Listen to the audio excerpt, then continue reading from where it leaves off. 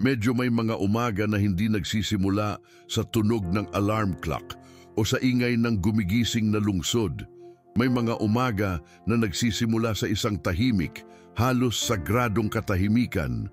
Isang katahimikan na hindi naririnig ng tenga, kundi nararamdaman sa dibdib, sa pinakamalalim na bahagi kung saan nananahan ang kaluluwa. At marahil, isa sa mga umagang iyon ang ngayon. Marahil nagising ka na hindi mo alam kung bakit sobrang bigat ng iyong puso. Marahil din, pagbukas mo ng mga mata, hindi ang iyong katawan ang masakit, kundi ang iyong kaluluwa. Hindi aksidente na nandito ka ngayon. Hindi ito isa na namang video o simpleng content na lumabas sa screen mo. Ang mensaheng ito ay isang tahimik na sagot sa mga tanong na hindi mo mabigkas ng malakas. Ito ay isang kamay na iniaabot sa iyo, lalo na noong nagtatanong ka kung mayroon pa bang nakakakita sa iyo diyan sa itaas. Nagising ka ngayon na mas maraming tanong kaysa lakas, mas maraming bigat kaysa linaw. Pero kahit ganoon, nandito ka pa rin.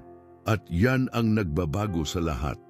Ang awit na ito, ang Salmo 121, ay hindi lang isang magandang babasahin para kumalma ang isip. Isa itong aktibong kanlungan. Ito ay isang tunay na espiritual na lugar. Isa itong di nakikitang tahanan kung saan ang pagod na kaluluwa ay maaaring umupo, huminga at alalahanin na hindi sila nag-iisa. Nang isinulat ni David ang, "Titingnan ko ang mga bundok, saan manggagaling ang aking tulong?" Hindi niya ito ginawa mula sa tagumpay. Ginawa niya ito mula sa lambak, mula sa kahinaan, mula sa tapat na tanong ng isang taong hindi na alam kung kanino lalapit. At iyan ang dahilan kung bakit napakamakatao nito, napakatotoo at napakasagrado.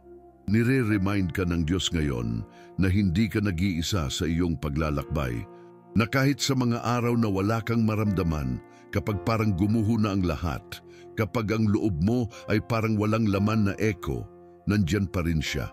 Ang Salmo 121 ay hindi lang para basahin, ito ay para isabuhay. Para suportahan ka kapag hindi na lumalabas ang sarili mong mga salita ng pananampalataya, para ipaalala sa iyo na ang iyong tulong ay hindi nagmumula sa pera, sa kontrol o sa mga solusyon ng tao. Ang iyong tulong ay nagmumula sa Diyos na lumikha ng langit at lupa. At ang Diyos na iyon ay hindi natutulog, hindi siya kumukurap, hindi siya nababalisa. Ang talatang ito ay isang tawag ng banal na pag-ibig para ibaling mo ang iyong tingin sa Kanya na nananatiling gising kapag hindi mo na kaya. Ito ay isang sagradong bulong na nagsasabi sa iyo, tumingin ka sa akin, nandito pa rin ako. At habang ang mundo ay nagmamadali, habang sinusubukan ng iyong mga isipin na bilisan ka, inaanyayahan kitang gawin ang kabaligtaran, huminto, huminga ng malalim at manatili rito. Dahil ang maririnig mo ay hindi lang isang pagninilay. Ito ay isang appointment sa iyong kaluluwa at ang iyong kaluluwa ay uhaw sa tulong. May mga umaga na hindi nagdadala ng liwanag, nagdadala sila ng kaba. Hindi pa nagsisimula ang araw pero naninigas na ang katawan mo na parang may di nakikitang bagay na nagbabanta mula sa loob. May mga taong nagigising na mabilis ang tibok ng puso, hindi dahil may nangyari, kundi dahil parang may mangyayari. Ito ay ang anxiety na hindi nag-aabiso, pero bigla na lang dumadating, ang pakiramdam ng pagtakbo ng hindi pa nakakakilos. At marahil, alam mo yan. Marahil, nagising ka na ngayong umaga sa defense mode, na ang iyong isipin ay umiikot na bago mo pa maibaba ang iyong mga paa sa sahig. May mga araw na nauuna pa ang anxiety kaysa sa araw. Hindi mo kailangan tingnan ang orasan para malaman na mayroong di-balanse sa iyo. Ang paghinga mo ay nagiging maikli. Ang isip ay nagsisimulang tumalon mula sa isang problema patungo sa isa pa na parang ibon na nakakulong. Hindi mo alam kung ano ang nagpapabigat sa iyo, pero alam mong mabigat ito at masakit at nakakapagod, at mas nakakapagod pa kaysa sa anumang pisikal na gawain. Ang kaluluwa, paggising, ay pagod na at hindi pa nagsisimula ang araw. Para mismo sa mga araw na iyon, isinulat ang salmo na ito. Hindi para sa mga maningning na umaga o sa mga sandali ng espiritual na kagalakan, kundi para sa mga sandali na tila walang silbi ang pagtingala, ngunit iyon na lang ang natitira. Hindi isinulat ni David ang mga salitang ito mula sa isang palasyo, kundi mula sa puso ng isang panloob na pakikipaglaban. Mula sa sandali na ang pag-angat ng ulo ay isang gawain ng paglaban. Titingnan ko ang mga bundok ay hindi isang poetic phrase. Ito ay isang buntong hininga.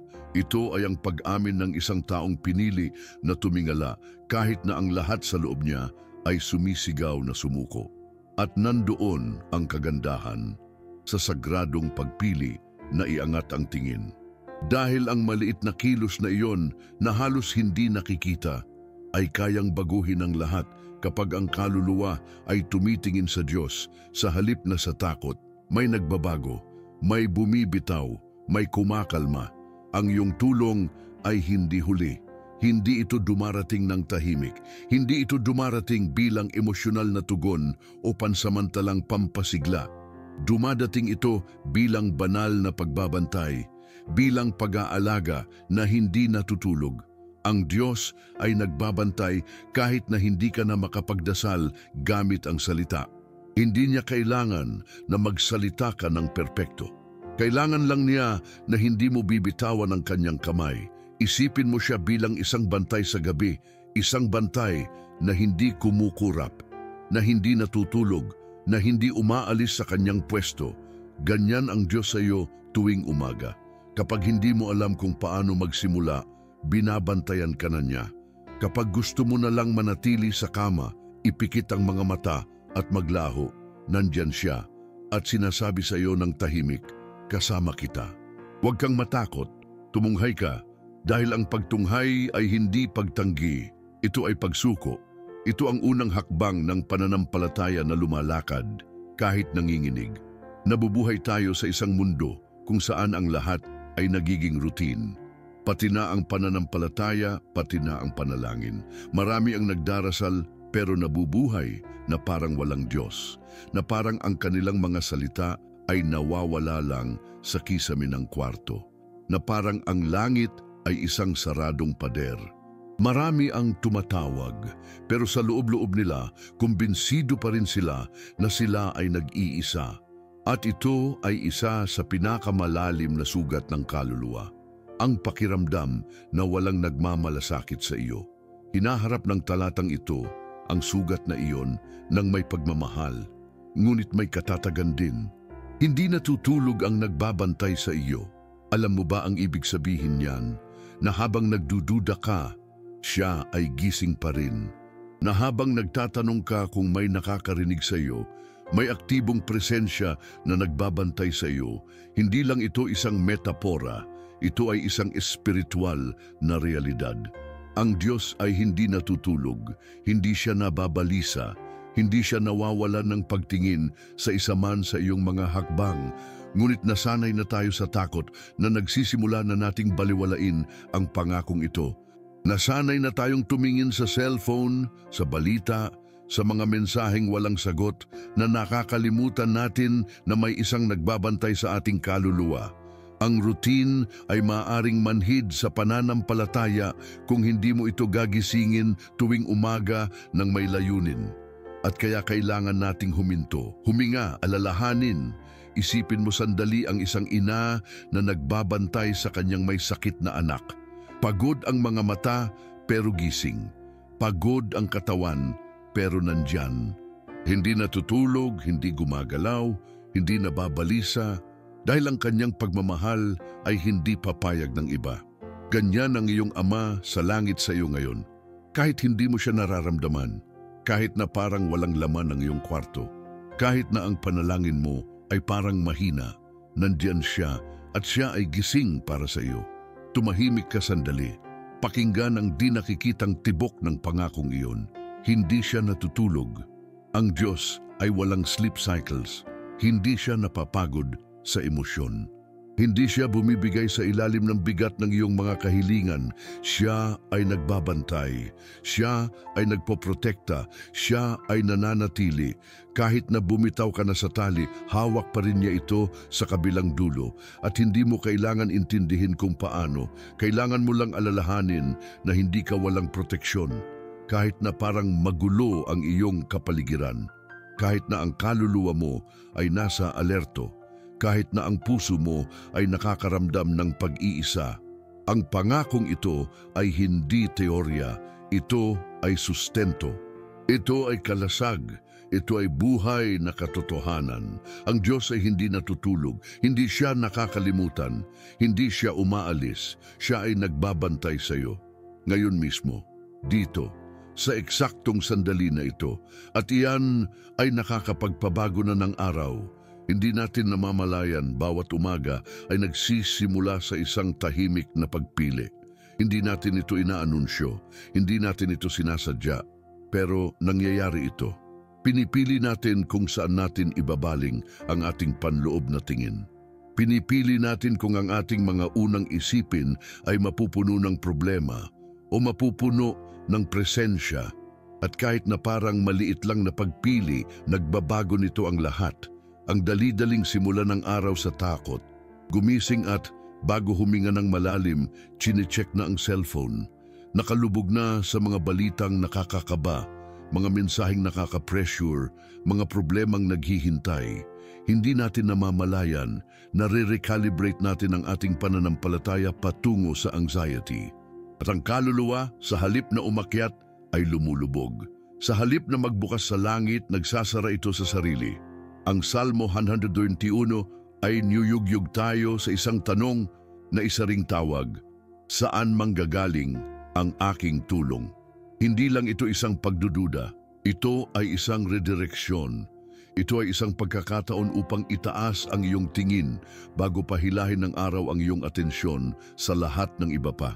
Dahil ang kaluluwa ay nangangailangan ng isang anchor point. At kung hindi mo ibibigay ito mula sa itaas, hahawak ito sa nakikita, sa kailangan, sa pinakamaingay na bagay. Ang tingin ay nagbibigay kahulugan sa bawat hakbang. Ang iyong tinitingnan ay dahan-dahang nagiging emosyonal na katotohanan mo. Kung patuloy mong tinitingnan ang panganib, ang kaluluwa ay nagdadamit ng depensa. Kung tinitingnan mo ang hindi gumaling na nakaraan, ang puso ay nagsasara muli. Kung tinitingnan mo ang kakulangan, ang isip ay pumapasok sa pagiging kapos. Ngunit kung titingnan mo ang walang hanggang tulong, may bagay sa loob mo ang mag-a-align, hindi magically, hindi superficial, kundi may mga ugat na nagbibigay ng tunay na espiritual na katatagan. Isipin mo kung anong mangyayari kung sa halip na tumakbo sa iyong mga routines ay ihinto mo muna ang iyong kaluluwa. Kung ang iyong mga unang minuto ay ilalaan mo sa Kanya. Kung ang Salmo 121 ang iyong unang isipin sa araw, hindi bilang isang automatic na ritual, kundi bilang isang sinasadya na pagtalima. Kailangan ng puso ang gabay na iyan, hindi para ayusin ang lahat kaagad, kundi para alalahanin na hindi mo ito dinadala ng mag-isa. Panginoon, ayokong lumakad na ang aking mga mata ay nakatingin sa panganib, kundi sa iyong pangako. Iyan ang panalangin na nagbabalik sa atin sa balanse, na bumabasag sa cycle ng patuloy na pagtingin sa kung ano ang masakit, kung ano ang kulang, kung ano ang nakakatakot. Dahil ang Diyos ay hindi humihingi na tanggihan mo ang iyong mga problema. Ngunit tinatawag Kanya na tingnan ang mga ito mula sa ibang lugar, mula sa anino ng Kanyang presensya, mula sa bundok ng Kanyang tulong, mula sa katiyakan na hindi ka nag-iisa. At iyan ay isang bagong paraan ng pagsisimula ng araw. Hindi pag-i-ignore sa realidad, kundi pagpili kung saan mo ito haharapin. Dahil ang tingin ay ang simula ng bawat pagbabago. At kapag pinili mong tumingin sa iyong tagapagtanggol bago sa iyong mga problema, sinusulat mo ang araw mula sa walang hanggan. May mga parirala sa Biblia na binabasa natin nang hindi humihinto. Mga salitang parang poetic, ngunit nagtatago ng hindi matatawarang espiritual na lalim. Ang Panginoon, ang iyong anino sa iyong kanang kamay ay isa sa mga iyon. Ano ba talaga ang ibig sabihin na ang Diyos ay parang anino mo? Anong misteryo ang nananahan sa tahimik na pagiging malapit na iyon na halos hindi mo na nararamdaman pero tuloy-tuloy? Ang anino ay napakalapit na hindi mo ito nakikita. Sinasamahan ka nito kahit na hindi mo ito napapansin. Hindi mo kailangan tawagin ito, hindi mo kailangan hingin na lumapit ito. Sapat na lumakad ka, sapat na may liwanag at nandyan na ito. Ganyan ang presensya ng Diyos. Malapit, walang tigil, tapat. Hindi laging nakikita, hindi laging nararamdaman sa emosyon, pero ganap na totoo. At may mga sandali na ang pananampalataya ay nagiging ganoon, paglalakad kasama ang anino.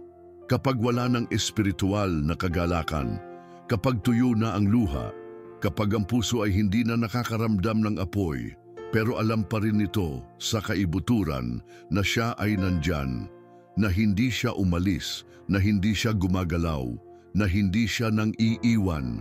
Ang anino ay hindi nagsasalita, hindi ito nagpapahayag sa ingay.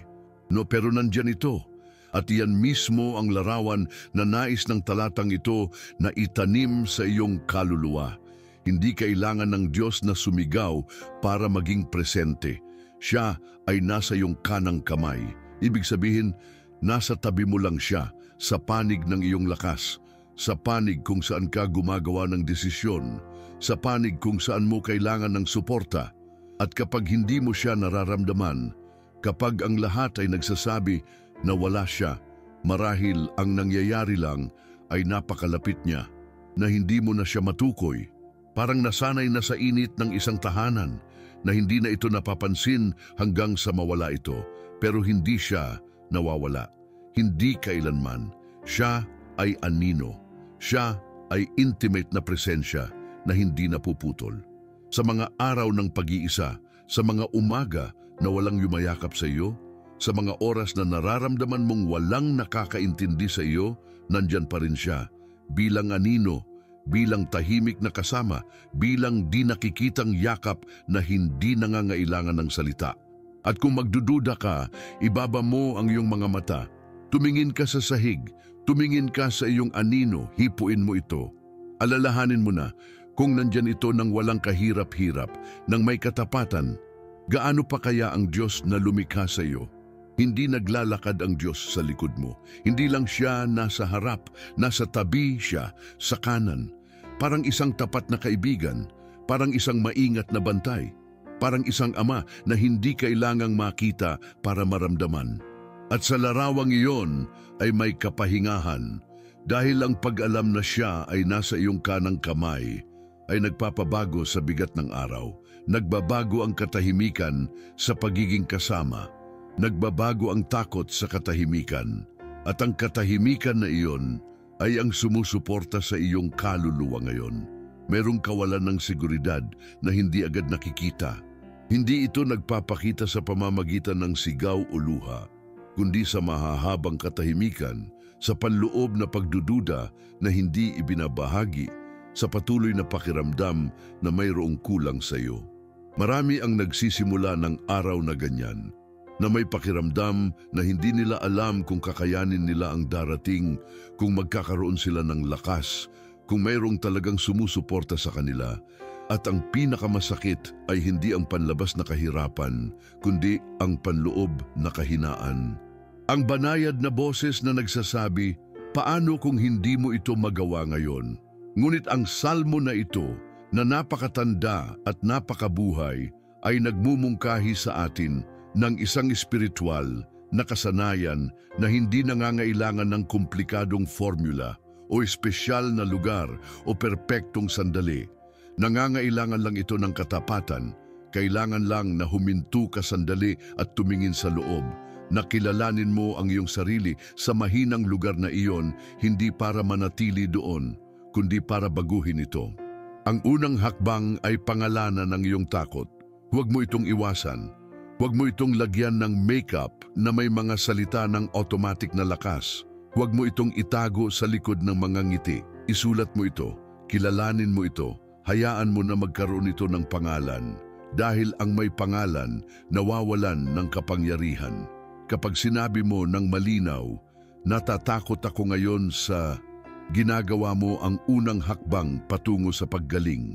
Dinadala mo sa liwanag ang nais gumana sa anino. Ang pangalawang hakbang ay basahin ng malakas ang salmo na ito.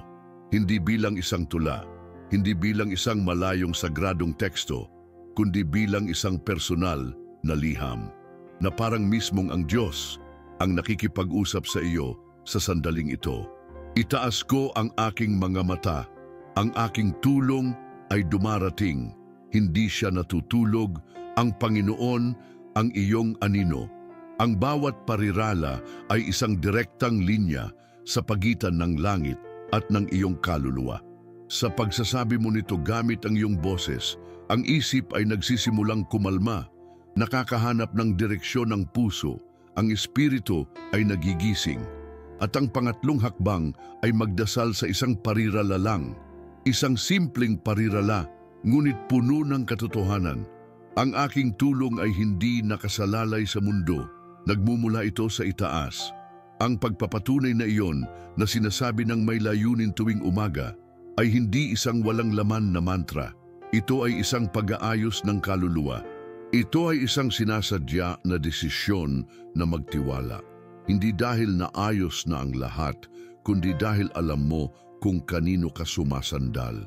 Ang kasanayang ito na inuulit araw-araw ay nagiging ugali, at ang ugali ay nagiging kanlungan, at ang kanlungan ay nagiging espiritual na tahanan.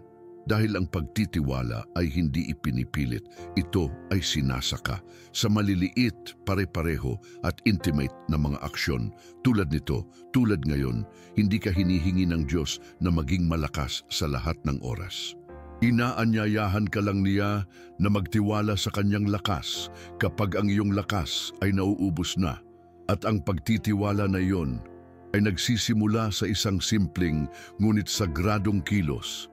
Ang pag-angat ng tingin kahit na nanginginig ang boses. Dahil sa tingin na iyon, nananahan na ang iyong tulong. May mga kwento na hindi sinasabi ng malakas, ngunit nabubuhay sa pinakaloob na sulok ng kaluluwa. Mga kwento kung saan ang sakit ay hindi isinigaw, ngunit nadama ng malalim. Si Marta, isang 48 taong gulang na babae, ay nagdala ng isa sa mga kwentong iyon. Nang masunog ang kanyang bahay, hindi lang material na bagay ang nawala. Nawalan siya ng mga litrato, alaala, mga simbolo ng kung ano ang kanyang binuo sa loob ng maraming taon. Ngunit ang pinakamasakit sa kanya ay ang pakiramdam na nawala ang ligtas na lugar na minsan niyang tinawag na tahanan. Hindi siya natulog ng gabing iyon. Hindi dahil sa usok o sa apoy, kundi dahil sa pag-aalala kung paano magsisimulang muli. Wala siyang mapupuntahan, wala siyang sagot, wala siyang lakas. At iyon, sa tahimik na puntong iyon ng pagkasira, bumalik sa kanya ang salmo na ito. Hindi bilang isang tekstong natutunan noong bata, kundi bilang isang espiritual na panagip. Paulit-ulit na niya itong narinig. Paulit-ulit na niya itong binigkas noong nakaraan. Ngunit ng gabing iyon, iba ito. Hindi nanalangin si Marta para sa milagro. Hindi siya humingi ng bagong bahay o agarang sagot. Gusto lang niya na hindi siya mabaliw. Gusto lang niyang makahinga nang hindi siya sinasakal ng anxiety. Kaya kumuha siya ng isang blankong papel, sinulat niya sa kamay ang Salmo 121 at tuwing umaga bago siya makipag-usap sa sinuman, binabasa niya ito ng malakas, paulit-ulit. Sa simula, nanginginig ang boses niya. Sa pagdaan ng mga araw, naging matatag na ito. Wala siyang naramdamang spektakular, walang nangyaring extraordinary. Ngunit sa bawat pagbasa niya, nakakahanap ang kanyang kaluluwa ng isang sinulid na mahahawakan. At ang sinulid na iyon ay sapat na. Hindi para mawala ang sakit, hindi para mabura ang mga nawala, pero para alalahanin araw-araw na ang kanyang tulong ay hindi nagmumula sa insurance o sa mga pangako ng tao. Ang kanyang tulong ay nagmumula sa itaas. At ang tulong na iyon ay dumating. Hindi sa anyo ng pera, hindi sa anyo ng agarang pagtatayo muli. Dumating ito bilang kapayapaan. Isang di maipaliwanag na kapayapaan na nagpapahintulot sa kanya na bumangon, huminga, mag-isip, magpatuloy. At unti-unti sa pagdaan ng panahon, sa mga proseso, sa mga pagkadapa at matatag na hakbang, ang kanyang buhay ay nagsimulang maibalik. Ngayon, buong katiyakan na sinasabi ni Marta, kapag hindi ko alam kung sino ang titingnan, tinuruan ako ng Diyos na tumingin sa itaas at doon ko natagpuan ang aking lakas. Ang kanyang kwento ay hindi isang kwento ng perpektong happy ending. Ito ay isang totoong kwento tulad ng sa iyo, na may marka ng sakit ngunit may presensya rin ng isang Diyos na hindi natutulog. Isang Diyos na nagiging tapat na anino kapag parang nawala na ang lahat. At iyan ang salmo na ito para sa napakaraming tao ngayon. Hindi isang magic formula, kundi isang buhay na kanlungan. Isang lugar kung saan ang kaluluwa ay maaaring alalahanin na kahit sa mga abo, kahit sa mga guho, mayroong tulong na hindi nabibigo. At ang tulong na iyon ay may pangalan. At ang pangalan na iyon ay Diyos. May mga salita na lumulutang lang sa hangin at may iba na naitatanim ng malalim. Ang salmo na ito ay hindi isinulat para palamutihan ang mga journal o dekorasyon sa dingding. Ito ay isinulat bilang isang angkla para sa mga araw ng bagyo, bilang isang tahimik na lampara para sa madilim na daan ng kaluluwa. Hindi ito isang malabong pangako, ito ay isang buhay na alyansa, isang espiritual na kasunduan sa pagitan ng manlilikha at ng iyong puso. Binabantayan ka ng Diyos, hindi lang kung ano ang nakikita mo, hindi lang kung ano ang naiintindihan mo, kundi pati na rin sa mga lugar kung saan sumuko ka na. May mga sulok sa iyong buhay kung saan binitawan mo na ang pag-asa, pero kahit ganon, nandyan pa rin siya, nagbabantay, nagpoprotekta ng hindi nakikita, sumusuporta ng walang ingay, nagmamahal ng walang kondisyon. At kapag hindi mo siya nararamdaman, kapag hindi mo siya nakikita, kapag parang walang nagbabago, doon siya gumagawa. Ang iyong tulong ay hindi magmumula sa inaasahan mo. Hindi ito magmumula sa iyong mga kalkulasyon. Hindi ito magmumula sa kaya mong kontrolin. Magmumula ito sa langit. Magmumula ito bilang sorpresa. Magmumula ito bilang sagot na binalot sa kapayapaan. Magmumula ito bilang lakas sa gitna ng pagkapagod. Magiging personal ito para sa iyong pangangailangan. Hindi tulad ng inakala mo, kundi tulad ng pagbibigay ng Diyos, ng may karunungan, ng may pagmamahal, ng may walang hanggang layunin. Kaya, kahit na natatakot ka ngayon, kahit na malabo ang kinabukasan, kahit na ang boses ng takot ay bumubulong ng kasinungalingan sa iyo, may isang parirala na kayang magbago sa iyong kalooban kung gagawin mo itong sa iyo. Ang aking tulong ay nagmumula sa Diyos na lumikha ng langit at lupa. Hindi ito isang magandang ideya. Ito ay isang katotohanan na sumusuporta. Ito ay isang kanlungan para sa kaluluwa kapag nanginginig ito. Ito ay isang pangako na sinulat ng may banal na apoy. Ulitin mo ito sa iyong isip. Isulat mo ito sa iyong kaluluwa sa tuwing nararamdaman mong nanghihina ka, sa tuwing hindi mo alam kung saan ka lalakad, sa tuwing susubukan ng anxiety na ikulong ka. Ang pariralang ito ay magiging iyong kalasag, iyong espiritual na paghinga, ang iyong pabalik na punto sa lugar kung saan ang pananampalataya ay isinisilang muli.